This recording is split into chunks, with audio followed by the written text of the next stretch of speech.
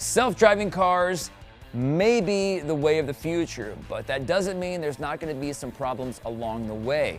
Arizona officials report that a woman was killed after being struck in a Phoenix suburb by a self-driving Uber vehicle. The woman was walking outside of a crosswalk when the vehicle hit her. The self-driving Uber car was in autonomous mode, driving around 40 miles per hour at the time of the accident. Uber tweeted out a statement saying the company is fully cooperating with authorities as the investigation occurs, and the National Highway Traffic Safety Administration said it's in contact with Uber, federal and state, as well as local authorities regarding the incident, and it will take appropriate action. Our condolences go out to the family because this is a terrible, tragic accident and nobody wants to see this ever happen.